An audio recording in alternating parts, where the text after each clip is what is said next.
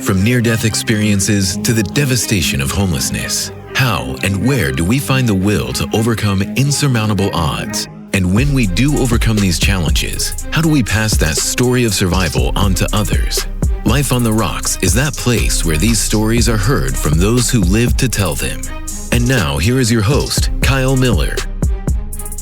Welcome to the show where today's guest shares how he went through 10 years of depression, was on an EBT card for groceries, went through divorce all before 30, then took $500 and scaled a company to over 7 figures. Please welcome Chris Garrison, man. Welcome to Life on the Rocks, brother. I'm so excited to have you on the show. I've been hearing a lot of things about you, a lot of things about your business and what you've created from basically nothing, man. And I'm so excited to chat with you about this stuff. Man, yeah, I appreciate the invite. I'm excited to get to know your audience more, and yeah, let's do it. So, Chris, I'm involved with one of your business partners. We're in a mastermind together, and he talks really highly of you, and you know, he's kind of shared about like your mindset and everything. And I've followed you on Facebook and have seen some of the things that you've posted before. I really like what you're saying out there, and so I just wanted to share you with the audience here and like what you've gone through to get that. So, tell me a little bit about who Chris is and what he does, and like what's life. How's it happening for you, man? Yeah, so I'm 37 right now. I've got currently one business going. I'm in the process of looking to open up a couple of different businesses. And really, I should account my real estate as a second business currently active. And, when I left my parents' house at age 20, and got married, I very quickly, 3 months into that marriage, she was pregnant with our first child, and I had no money. I wasn't really established financially. I wasn't established emotionally either, if you want to be the truth about it. I came from a very dominant father figure. He was an entrepreneur. And then I moved into a relationship with a very dominant woman as well. So I allowed myself to be told what to do by other people instead of going after my dreams and visions and goals. So long story short is my first 10 years out of my parents' house, from 20 to 30, I dealt with a lot of depression because I was trying to please someone that I never could please. I didn't have any money, and I felt like a failure when it came to the provider and what all of that male figure should stand for. And because I had just these little losses racking up, it just weighed and weighed. And I walked around feeling like I had this massive weight vest on me constantly. Woke up in the morning and I'd have to just sit there and talk myself out of bed to even go and work. I was making bad choices, and everything that happened in my life in those 10 years between 20 and 30 was 100% my choices. It had nothing to do with I married the wrong person, or I had kids before I was financially ready, or anything like that. It was all my choices that kept me in that position. But I didn't realize that until I hit age 30. And when I hit age 30, we were sitting on the back porch, me and my ex-wife, and I said, I've got nothing else to give. And she looked at me and said, I don't either. And so we just made a decision right then, hey, this marriage is no longer going to keep going forward. So she left the house and went and moved in with her parents, and I stayed at the current house. I had 2 kids at that point, and I said, I'm going to make something of myself. So I had a $500 investment. In my 20s, I was toting around an EBT card. I was letting the government support me on groceries for several years there. There was a time where I was driving down the road and I thought, if I just jerk this wheel towards the center of the median on this 4-lane and take out this bridge pillar, it'll be over and I won't have to struggle. I won't have to have this feeling anymore, because 5 days out of the 7 were shit. I had those 2 days to where I was like, oh, today's good, man. The sun's shining on me kind of feeling. Right. And that really takes the breath out of you when you have more heavy and turmoil and resistance than you do in the good and the light feeling. Again, though, it was all because of me. So at age 30, we decided to get a divorce. I decided to turn myself around. I just needed to pick myself up. So I got on YouTube and I found Grant Cardone. And Grant's message resonated with me so much that I started just absorbing it every moment of the day that I possibly had a chance. So I started my cleaning business with $500, got on the internet, looked for some chemical for carpet cleaning and some equipment that was not a large capital investment up front. So I found the cleaning equipment on Craigslist, bought the chemicals off the website retail, and then went commercial door to door, picked me up a statement book from Walmart, put a blue polo on, tucked it into a pair of khakis, and started knocking on commercial doors because I had no advertising budget. So as I began to move through the doors, you was getting a rejection. I was building my confidence up, perfecting my skill on what my pitch was as I was introducing myself to these store managers. And finally, I got my first deal, my first job that said, yes, we'll let you come in. We like your price. We'll give you a try. So what did I do? I went to my next ones, and now I started name dropping. Hey, so-and-so restaurant, ABC restaurant over here uses us. Just wanted to come by and see if you guys were happy with your current cleaning service. And then I'd wait to hear what they said. And if they said, we love our guy, I'd say, fantastic. Here's my contact info. I'm going to follow back up with you in a few months just to make sure you're happy that way, because you're the exact client I'm looking for, the kind of client that says, I love our current cleaning company. Man, that happened maybe 1 out of 100. The rest of them said, there's some room for improvement, or they were dissatisfied. So because I was able to name drop after getting that, I'd not even cleaned the first store, but they gave me the opportunity and they scheduled me. So I was saying, hey, we also do them. And because we're on the schedule at this point. Right. So it gave them confidence that others in their same little strip was using. So I came in with a little bit of authority by able to say someone else was using this. And it made it easier. And so I just got that momentum after that point. And that's kind of how the company started. A little backstory is I did get exposure to the carpet cleaning industry when my dad, he had bought a little small cleaning restoration company. I was 13, 14. I was the guy on the restoration jobs after the water loss. I was scraping the tile up off the floor.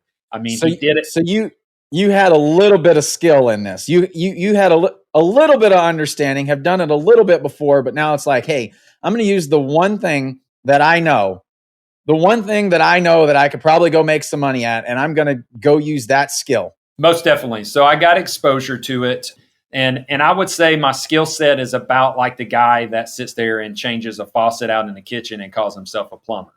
It was on that level. So there wasn't really like an in-depth skill set. It was, I knew I needed this kind of machine and there was this brand of chemical. Had no clue what was in that chemical mix and how to spot clean and that kind of stuff. So, but I knew there was money available because he was trying to teach us to be entrepreneurs. And this is where I was able to skip a lot of the roadblock that some people have in the sense of it's so hard to start a business. I never saw my dad struggle in the thought of it's hard to start a business. He had a pawn shop. He had a used car dealership. He had a cleaning and restoration company. He even bought a cattle sale barn. And I saw him jump into that. And so for me, that was just a normal thing in life. You start a business to do what you want to do. And my only obstacle was, okay, how do I fill out an LLC with the Secretary of State and how do I open up a bank account? So I just called the bank and said, hey, I'm starting this business. What do you need? And then they kind of gave me that. So I leaned and leveraged their experience, and they were an extension of my team. So my banker was an extension to tell me how to process that, what they needed. So anyway, I had the background, knew I could make roughly $100 an hour going in gross revenue for my time. And I was like, okay, I can scale this. So when I finally started picking up accounts, I grew it to the point to where I was maxed out. I was running a full night shift, and daytime I was answering the phone. I was sleeping and I would literally wake up and go, hello. And then I would literally answer the phone after I cleared my voice for a second because I didn't want them to think I was a lazy bum laying around, although I had worked all night. Right. Getting to that point is when I felt comfortable to hire an employee because now I knew I could afford to plug an employee. So I started training him all night, got him to a lead position where he could run it, and then piled another employee underneath him. Now I'm freed up for the days to do what I needed to do. And we just kept building it like that. It was just block after block, step after step. I'd hit capacity, then I'd hire in. I'd hit capacity, then I'd hire in. Yeah. The thing about it is people see me at a 7-figure business with 6 service vehicles, brand new vehicles, fully wrapped and logoed, active on social media.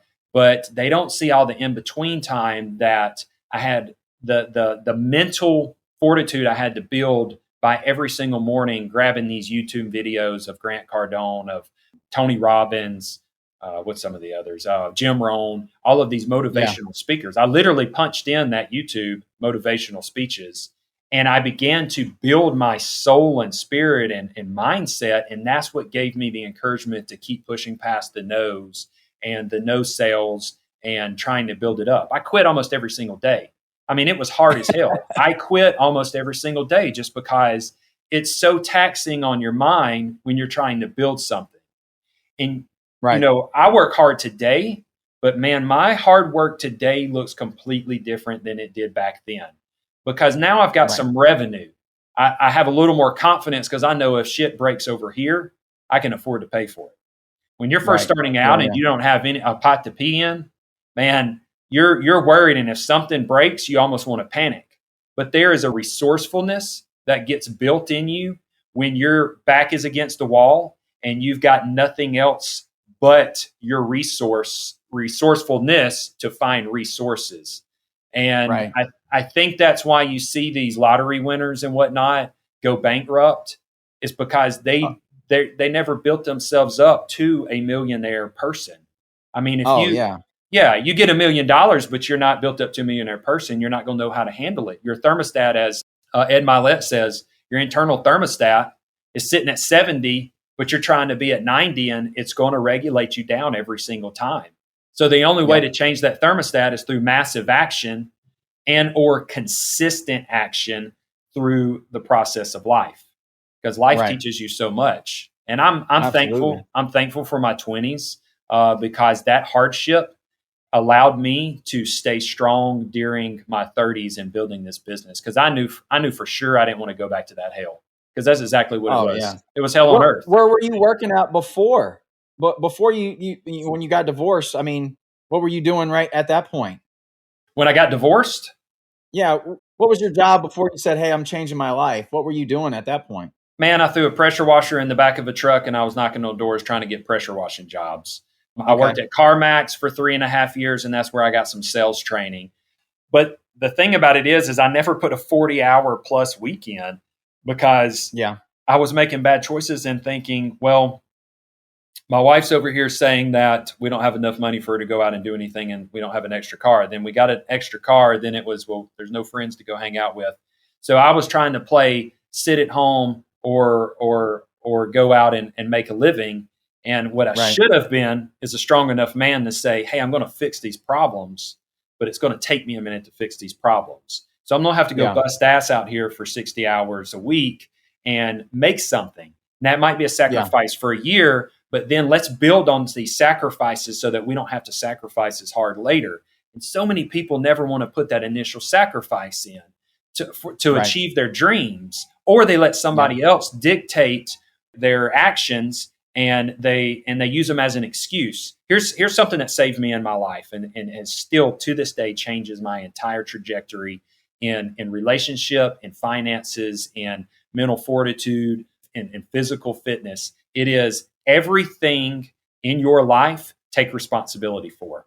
So if you get in a car wreck riding down the road and you did absolutely nothing wrong and someone comes in and T-bones you, dude, it's your fault that you got in that car wreck, because you're the one that chose to get in your car, drive down that road at that time. Because as soon as you take full responsibility in your life completely, now nobody controls it. You've given zero control away. But as soon as you make excuses, you're giving control away to somebody. And nobody's going to treat me in life the way I will. Yeah. And I do this with, contractors will do X and Y, and you have to deal with this and you have to deal with that. And I don't blame them. I blame myself. I'm like, man, you know what? It's my fault. You know what? Because then I forgive myself, learn from it, move on. And I'm not harboring that inside and be like, you did this to me. No, I hired you. You did the wrong thing. Exactly. Right? I should have been watching you. I should have made sure that I should have got a reference. Or I should have done this or should have done that. Whatever it may be, whatever the case is, it's my fault. And I learned that in football growing up. Like everything is, hey, don't make excuses at all on anything. You got burnt. I got burnt one time in practice one time, and I'll never remember. There's Coach Carter, if you're listening, this is from you. I got burnt by this dude, and he looked at me and he's like, what are you doing? What happened? And I was like, well, he said, and he's like yelling at me right in my face, don't make excuses. Nobody cares. Stop making excuses. It's on you. And I was like, because it doesn't matter. The guy got past me. Yeah. You just got to say that's it. And, learn from it and try to do better the next time. Man, every time I've had to let somebody go at my company, I look back and I say, it's my fault. It's my fault because I wasn't able to identify talent well enough. I wasn't able to hire correctly. So maybe I didn't ask the right questions. Maybe I didn't onboard this guy well enough so that he understood the culture that he was coming into. It all falls back on the person. You can give your freedom away and your freedom of choice, or you can keep it. And if you're keeping it, that means you're taking the blame for everything that happens in your life. It's just that simple. And if you're going to have a successful company, that is what you have to understand. It comes from the leadership. I don't care if it's the very bottom of your organizational chart. If there's failure in the bottom, it's because the leader is not doing something correctly. There's not accountability. Like, we have tools that just constantly get lost that add up, $10, $15, $25 tools just get lost under rubble and whatnot. And I come in and I say, it's the accountability. Nobody's holding these individuals accountable. So what do I have to do to plug accountability in? So I just hired me an operations manager, literally yesterday, and nice. to get that taken care of. I heard this statement: life is hard. No, you just got to choose your hard. Because you can either choose the hard of having an average, ordinary life, paycheck to paycheck, or you can choose the hard of growth, and you're constantly pushing a limit and getting out of your comfort zone. But I choose the hard of growth because on the back end of that, there is so much more reward. I get rewarded every time I see growth in my life. When I look back a year from now, I have immense gratitude of where I was a year from now compared to where I'm at now. And it's only because I stay consistent in these small little wins, like waking up in the morning and going to the gym, waking up at a certain time and doing my affirmations before I even make it to the gym, listening to podcasts and educational and motivational information while I'm at the gym and while I'm on the road every single day. And that stuff just starts to compound, and it changes anybody's life that puts these little wins. Not only that, dude, when I get out of the gym, I feel like a warrior. Because my blood is moving, I feel stronger, I feel broader, and it allows me to move through my day more confident, and I execute at a higher level because the confidence is there because I had the small little win. This can be something as small as making your bed up. That's why they teach you that in the military. It's just start with a win in a day, and then that momentum rolls through the rest of the day. Absolutely, man. So you've built this thing up to, you've taken your business here from $500. And now, how long does it take you to build this thing to the 7 figures that we're talking about? So I hit 7 figures 3 years in. Okay. And the hack for me to do that is networking. And again, it goes back to Grant Cardone's been my mentor, and you don't even know my name. And that's the thing about it, man. You can have mentors and never have to meet them, never even have to pay them. He puts so much free content out there. But I saw him talk about social media one time, and he was like, dude, this right here is your branding. And he pulled that phone up in front of his face, and he said, you speak into this and you show them what you're doing, and you tell everybody what you are about in life. Tell them what you're doing, because if they don't know you and they don't know what you're doing, they don't know to ask for you.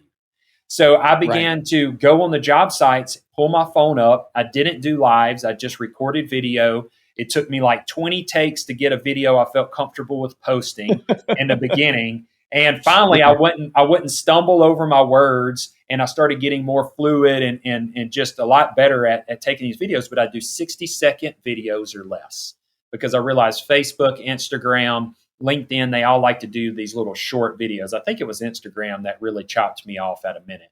So I took these videos, and then I would brand myself and my company at the same time.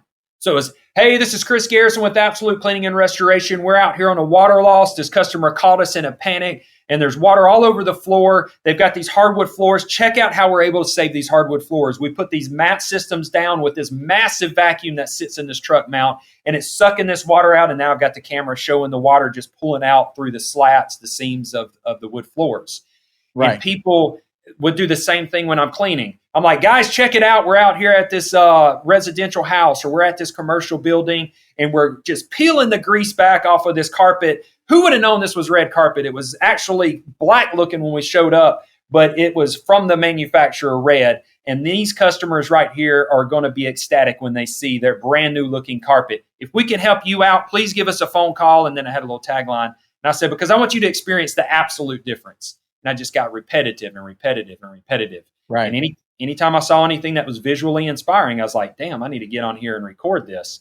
People started, they would share it. They would comment. And I plugged into a networking community called BNI. It was a really strong chapter. They had close to 30 members. And pretty much it was just an extensioning of my marketing team, which my marketing team was me. I still wasn't spending money. After I had some revenue coming in, I put in some radio ads and some billboards. Never had any direct calls from that, but it was me getting just more, it's touch points, because you need multiple touch points before people will actually remember you when they need your service. Exactly. So I was trying to get the touch points. I ended up letting those go, and then just went into TV and pulled a really good return on my investment there from my TV ads. That dropped off. Yeah. And now currently I don't have any advertising out except for a couple of little, very small budgeted Google ads for my cleaning services. And the rest is my sales guy that's plugged in through our networking. We have a strong referral program. Okay. So, but the referral program is what's built my company up to the 7 figures. That's how I got there in 3 years. Marketing myself on social media for free. So I had to get out of my comfort zone, and then getting out of my comfort zone and getting in rooms and telling people what I did. You got to tell people what you do. I think your whole story is getting out of your comfort zone, because here you were between 20 and 30, just, doing life, being whatever. You get divorced. Hey, I got to get out of this comfort zone. I got to get off, your EBT cards. I got to go out and go do this shit. And then every step along the way of growing and listening to these people, you never did that before. That's getting out of your comfort zone. And so this whole journey has been one step after the next of getting out of that comfort zone. You get to that level, you take the next step. You get to that level, you take the next step. That's pretty cool, man. A lot of people would be like, how do you stay motivated? How do you constantly want to push? Man, you get in the room with people that are doing bigger things than you. We were just at Mark Evan DM's event, his birthday bash. And when I saw guys raising their hand for the Operation Underground Railroad, the sex trafficking charity, when I saw them raising their hands and they were popping in $1,000 jumps on these paintings so that they could give to charity, and they were hitting $30,000 for these paintings. They were awesome paintings, but at the same time, you could probably go to, I don't know what this, Home Goods or something like that, and grab them up for $150 a copy, not an original, but a copy. But I'm sitting there watching these guys have so much fun just throwing their hand up, and I was like, one day, baby. Matter of fact, not one day. Next year, when this thing comes around again, I'm buying a painting, and I'm going to be able to donate in a big way like that to this charity. And so you get around that type of momentum, and you can't help but move with it. Otherwise, you're going to walk away depressed and feel defeated. You're just going to feel like why are you even existing in this world if you're not pushing? Because when it's like being in the ocean and the undertows trying to pull you out, it's going to pull you. It's strong. And that's what we've got to do. We've got to throw ourselves into the undertow so that we get pulled out and we drink the Kool-Aid and we keep moving. Because so many people just barely get by, or they hit abundance just enough for themselves. But the crowd I've been hanging out with, like yourself, you guys hit abundance beyond yourself. So you have the ability to make whatever choice you want in life, but you also affect other people's lives financially around you, because there is an abundance above your personal abundance. And that's what's mind-blowing. And that's why we've got to really protect our influences. Not only does it matter for you to grow a business and for you to grow in life, you're the sum of the 5 people you hang out with. I think Jim Rohn said that originally. Yeah. It's so true. Because when I was hanging out with the guys that were smoking weed and throwing cornhole and drinking beer every chance they had, they weren't going anywhere in life. And they're still sitting in the same place. Still doing the same thing. And I look at what's happened in my life in just a matter of 5 years. and where I've grown. And I'm like, holy crap, man, I look like a totally different person. I move like a different person, talk like a different person. I act like a different person. I'm quicker to take bigger risk because now I've got confidence in myself. If I lost it all today, I know I could rebuild it so much quicker. Exactly. And that has a lot to do with it as well. And Ed Milet says this: life happens for you, not to you. If you look back on your life here as well, you did the door-to-door salesman for the power washing company, and you also did the sales stuff for CarMax. Those two skills set you up for where you are today because you learn from those. You learn to take rejection on the door-to-door stuff, right? And so you were okay with doing that. And then on the sales stuff with the CarMax, you learn through that. So, there's a lot of people, myself included, sometimes in this, and it's just that we want to do more and we want to get there quicker. Even if you're not doing anything right now, don't look at these guys as like, well, they're so much better than me. Look at it as like an inspiration, okay? Because they're not looking down on you. Like if you're looking up to these guys that are being successful and stuff, those guys aren't looking down on you and saying, that you haven't done anything. They're the genuine ones, the guys that really care about people and the ones that you want to be around, are actually asking questions and saying, hey, how can I help you? Yeah. Hey, is there anything that you need? And so that's the journey too, because they want to give back as well. They want to see everybody succeed. And that's what you're talking about with the abundance there. A lot of the guys in the DM group and everybody that kind of Mark is involved with as well is they want to see everybody succeed. They want to help. They want to, like, what do you need? What's up? How can we do better? How can we go bigger? And all of that. And so get around those type of guys, the ones that are stingy and just counting their money and not caring about anybody else or not giving it away to anybody else. Those are the guys you got to kind of watch out for. And if they have your true best interest in heart, Absolutely. The probably the best thing that I ever did is when I paid to get into a mastermind, because first of all, it cut all the riffraff out, the ones that were not going to take action and the ones that set in that scarcity mindset. But the other thing is when I got into rooms with everybody else that were paying the money, everybody was very motivated because they already had skin in the game for where they were trying to go in life. Nobody just came up to me and said, hey, Chris, here's, $500,000 or $100,000 for you to go get started. No, they watched my actions to make sure that I was genuine. I was authentic.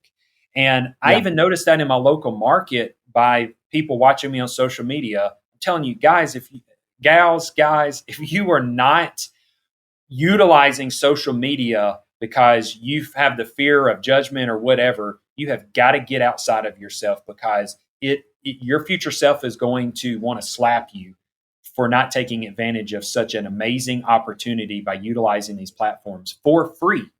I mean, you can be a celebrity, and celebrities get paid and never have to be on a TV, movie, series, and not have to have a radio station or anything. I mean, you've got your own platform right there. It's called Your Name on Facebook, Your Name on Instagram.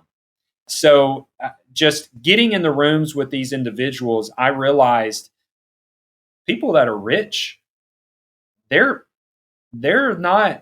not going to hell, as I heard from the Bible Belt. They're like, oh, they're all bad. Right. They're so greedy. They've stepped on somebody else to get here. They're going to hell. No, man, that's not the case. These guys are big givers because they're not sitting in a mindset of scarcity, because they have more than what's needed in their life to be fulfilled. And you start out wanting money, but at some point when you've got enough money to maintain and do whatever you want in life, you have to find something else that gives you satisfaction, motivation. And what is that? To be able to know you're helping change someone else's life. It's one of the most selfish things you can do. And I know that sounds backwards, but to be able to give to someone else is one of the most selfish things you can do, because you get so much back from it. I mean, and it's amazing how you feel and what it does to you mentally and spiritually to have helped someone else in a time of need. But you can't do that if you're not putting your action forth and putting yourself in a place where you can give. Exactly. Absolutely, man. I love it. That's why we go to the groups. That's why we're involved with those guys. We want to be around the big givers, the people who are doing things in life. And a lot of this is said before, but you see these people who don't have much and they want to give. Well, they're they're doing their time, and they can really help like one-to-one, really. But Mhm. whenever you're able to get money and grow and have enough to donate to people, you're able to give on a much greater level, you know. Absolutely. And listeners, don't take this wrong, but poor people aren't the ones that are giving the money to go out and to run these organizations Yeah. and I'm not saying that people donate, but like if you don't have the finances to be able to put it out there, right? You're not going to be able to make a big difference if you're Right. just donating the time. I mean, the time's needed, but that cash to help, and it pushes so many people to do more, because that cash, a lot of people don't realize this, but money is just another tool. It's just like Absolutely. that vacuum that you have in the truck. It's just like Yep. the hammers and the tools that they leave around. It's Yep. a tool to get things done in this world. So you pay people to get things done, and it happens. And if you have more money, you can get more things done. Yeah. So here's something else I want to touch on, though. I mean, we don't. I think I've heard it said we underestimate what we can do. No, we overestimate what we can do in a year, and we underestimate what we could do in 5 years. And I've Yeah. seen that true in my own life. So I told you roughly 5 years now. I've been. So when I got my divorce, I actually jumped into the car business with my father and did that for a couple of years, and ended up getting out of it. It just wasn't. I knew it wasn't what I was supposed to be doing with my life, and got back into the cleaning. That's when I really said, hey, 2017, March of 2017, started my LLC and took on the journey of the cleaning and restoration business. But I look at where I started there and where I'm at now. Man, I've got a pretty substantial amount of money sitting in Forex, doing a really good return on that. I've got money sitting in crypto, not so much doing a good return at the moment, but it was a long-term investment. So yeah, when the market pops back up, I have great expectations on that investment. I've got this business now that almost runs without me, where I was the only one in the business in the beginning. And now I have a team of over 10 individuals. I just hired the operations manager that's going to fully take over what I've been doing in the company. I'm talking to an individual about starting an HVAC company, me handling the marketing and the bookkeeping side, and them doing the operations in the field. That'll probably be launched in the next 45, 60 days. I'm talking to another real estate investor about starting a wholesale company. That will most definitely be launched in the next 30 days. So look at the momentum in just a matter of 5 years. I'm over here talking about multiple companies, getting them started, because I've learned I don't have to do it all on my own. I don't have to know the knowledge. That's the key, right? Like you're able to put people in place to do it. And that's how these guys build up these companies. They don't try to do it themselves. I talk to too many solopreneurs, and they're like, nobody's going to do it like me. I doubt it. It's holding you back. It's holding you back, that mentality. I thought the same thing. Dude, I did. And honestly, I had to be okay with a little bit of drop in some of the aspects of what I brought to the table for my customers. But it's okay, because you can make it up in other areas. So what did I do? I just implemented a CRM system that over communicated with my customers. When they called, I got a call script for my lady that was answering the phone call, and I passed those off. Then the CRM system, she stuck it in there. And then now when my technicians go to drive out, instead of me calling the customer when I was a technician, the software sends a text message in an email and says, so-and-so's en route, and it's got a picture of the technician.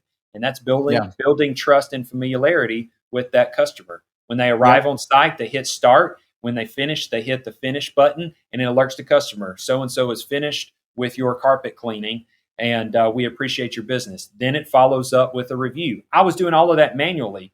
So no, to train them to do all of that plus execute the service was a very difficult task.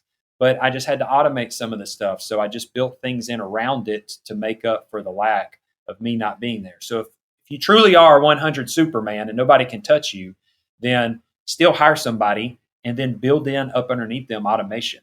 Yeah, hire out what you're not good at. Like not everybody's good. Like if you're good at operations, you probably suck at the books, right? Yep. And you're probably not that, you know, because there's a lot that goes into it, and all the minds are made differently. So you got to bring in a team and mesh it all together and bring everybody's strengths. Because if you hate it, there's somebody out there that loves to do that job, that enjoys that job of putting, like, I can't stand looking at spreadsheets and putting the numbers together and putting the books together and doing all that.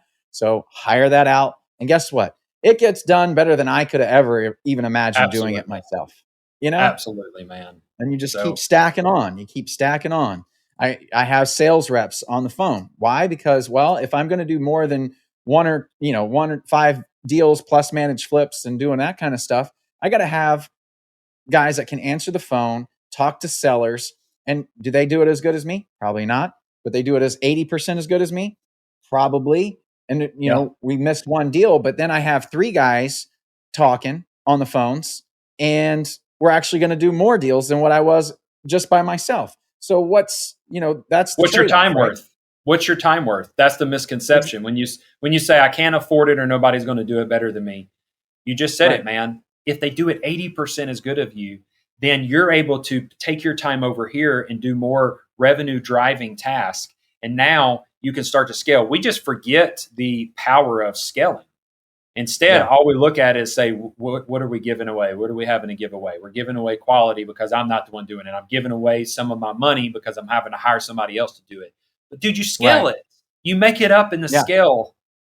That's it. There's too many people that just trying to hold on to that last dollar and go, I don't want to give that to you because it's going to be away from me now. When in reality, if you're hiring the right person, you got the right people in place, it's coming back tenfold. Absolutely. I mean, if someone come up and said, hey, Chris, what would be your advice to advance in life? I would say, take full responsibility for everything in your life. Everything. Stop making the excuses. The other thing is brand yourself in whatever company you're with by utilizing social media, pictures, video, and some quick little text to describe what they're about to watch in this video. And then the third thing is surround yourself by people that are doing bigger things than you. Because now that's how I got into crypto. That's how I got into Forex. That's how I was able to believe that I could partner with someone else. I don't know HVAC. I don't know, but I know that I can partner with someone that knows it. And then to mitigate my risk there, I can make sure that I've got more than just one in that company that knows this craft. So that if that one person says, dude, I'm moving off to California and I'm surfing the rest of my life, then I've got somebody else that can still keep the business running. So I find my unique ability, which is the marketing side. And I'm not even amazing at marketing when it comes to, knowing how to do all this advertising type stuff, but I know how to brand myself and I know how to get out there and shake hands and network and build a large network of eyeballs. And that's what it's about. I heard Austin Rutherford at that event we just came from, and he said eyeballs is currency. And I was like, that's probably the truest statement I've heard in a very long time. Because people need to know you and they need to know what you do, because then at that point, when they need you or your services, they'll reach out to you. Yep. Absolutely. So Chris, I mean, you've built this out, you're building all these other companies. What's home life look for you, man? How does that look? You got 2 kids? So I've got my 2 kids with my ex. I get them every other weekend and 2 weeks at a time in the summertime. They live an hour and a half away in Alabama. I'm in North Mississippi, Tupelo, Mississippi. And I've got a 19-month-old with my current wife. So we've been together for about 5 years. Love my marriage. My daughter's just a joy. I mean, it doesn't matter what happened during the day. I walk in and she goes, Dad, Dad. As soon as I open the door, and she's got a little pigtails there, and Mama keeps her dress so little cute, and I just sweep her up, and it just washes all of the bull crap that's happened throughout the day. So that's my home life. I think like any other entrepreneur, the struggle is to conquer the world and then still make sure you're present at home. So I really try to make sure that I get home by 5:00. I've structured my day a lot different. And here's a misconception. I'm sure that I'm not the only one that battles with this. I have found that if I'm not busy, I feel like I'm not growing, like actively doing something. It doesn't even have to be productivity. But if I'm not doing something, it makes me feel like I'm not moving in the direction, because I still have so much desire to grow in aspects of life. But I've had to come to realize, dude, you're growing when you're just hanging out with your family, because you're growing that relationship. And that's why you're doing all of this. You say you're doing it for your family and to have a good life. But if all you got is a bunch of money in the bank and nobody at home, dude, you're going to be lonely. and it's not going to Yeah. be a great life. Yeah. My wife and the kids just left. I'm at home by myself for the next, till Sunday. Yeah. And I'm just like, well, I really miss them. Like, this is like, I don't think I'd want my life to be like this without them. I don't think I could do that. I don't want it to be like that, Man, no. Dude, even if there's not conversation going on, just knowing they're in the same room or in the same house brings me a sense of comfort and safety. Yeah. It's just, it's a great feeling. We were built for relationships. And if you don't have your relationships, and it's just like a business, you got to maintain them. You got to put the time in. I've been guilty of it, still guilty of it at times. We've got that hunt kill mentality. So we find the chick. We're like, man, she's good looking. I can see myself with her. You do everything to make sure they're impressed and that you're noticed by them. But then as soon as you've captured them, it's like on to the next thing, and you let them sit by the side. And the same thing happened to me. Like, we still had a great relationship. It's not like it went to the dumps, but I made sure that was my focus when I was trying to catch my wife's eye, non-wife at the time. And then when I started getting comfortable, and then my focus started switching over to growing the business again and understanding and starting to find out how to get into the real estate investing game. And then she said something. She was like, hey, I didn't get married to be single. I know you've been coming in at 8:00 at night every night. And so what I did is I just said, I got to change this. I need to bring more focus on my family. So one of those things I did is I said, I'm going to get my daughter ready at least 2 days out of the week so that I can spend that first, and I'll show up at work at 9:30. So she goes to daycare for a portion of the day, like a Montessori school. And so I got her ready for those days. And then the off days, my wife got her ready. And then I made sure I was leaving the office no later than 5:30. So between 5:30. Some days I'll leave at 4:00 just to prove to myself that it is okay for you to leave the office. It is okay for you to not focus on work and go over here and sit on the couch with your daughter and watch cartoons with her. Yeah. So it's I know I'm not the only one. I hear it talked about too much in the room. So family life's great. 3 kids total, a banging wife, banging marriage, and we just hope to keep growing it. And we've got our faults. I mean, there's times like we're going to go to Chris Rude's couples retreat just to focus on us more, because now we've got a kid. Now we've got multiple businesses. There's a lot going on in life, and it's good to get away and put that focus. Dude, I even put in my calendar date night for Thursday nights. It says date night, and I try to stick to it. I don't always stick to it, but it's in my calendar because I want to make sure that it happens. Yeah. Yeah. You got to keep those things going, man. I think everybody, all the guys and even girls, like we got to focus on that too, because we're all the same. We're like, yep, now I got to go get this. And we put all the focus on that and drop everything else behind us. So definitely got to do that. But Chris, man, it's been great having you on here, man, and sharing the story of this. This is pretty cool. I love it. Man, I love it. Just keep growing. I've been blessed. That's all I can say. And here's another hack for the listeners.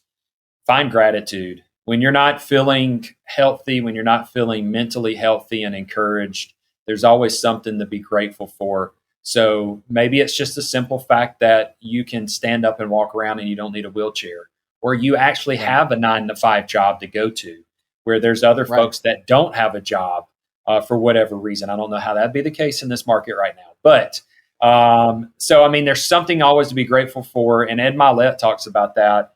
And if you will get gratitude in your life, it will literally shake off any depressive type feelings that you have in the moment, no matter what's happening. Now, sometimes it's harder and it takes a little longer, and say it out loud. I will literally, driving down the road, if I'm in a funk, I will say, man, I'm so thankful for my wife because she loves me and she is there to support me. I'm so thankful for my daughter because she is a ray of sunshine when I walk in the door. And I know that she unconditionally loves me no matter what I'm doing in life at that moment. Yeah. I appreciate the fact that I've got a business that I can go to and I've got income coming in. I no longer have to have an EBT card in my pocket to pay for my groceries.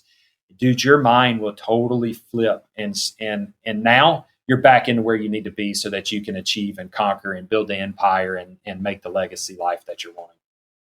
Love it. Dude, I really, really appreciate you coming on.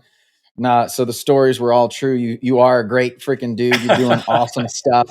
They didn't lie. They told the truth. But dude, that's awesome. I love it, man. I love to see you succeed. Appreciate the time. Where can anybody find you at? Where's the best place? So Chris Garrison on Facebook, Chris Garrison 84 on Instagram, on TikTok, Chris Garrison on LinkedIn. And then I've got 2 Facebook groups. One is Bigger Vision. It's a free group, a little over 900 people. We just talk about wealth building. It's mindset, business, and investing, because I believe those 3 is what it takes to build wealth. And then we've got a business-specific group called Blue Collar Millionaires. That's with Kevin Marin. And that is all about starting a business, scaling a business, how to buy a business, how to sell a business, so that your entrepreneur can be successful. So many people get stuck in that 250, 350 revenue range, and they're that solopreneur. And our goal was to be able to give them the advice of how to get out of that and to have a lifestyle change and not be stuck in that rat race of trading their time for money. And then you can check out on the podcast. I got Bigger Vision podcast as well. I just talk a lot about just mental fortitude, and then I give some of the stuff that I do in my real estate and business. So many different forms, and man, appreciate the time. Appreciate you giving me the opportunity to talk to your audience, and it was good to talk to you some more. I know we'll see each other at future events and get to know each other even better. Absolutely, man. Again, I appreciate it. Thank you, buddy. Talk to you later, Kyle. Thanks, man.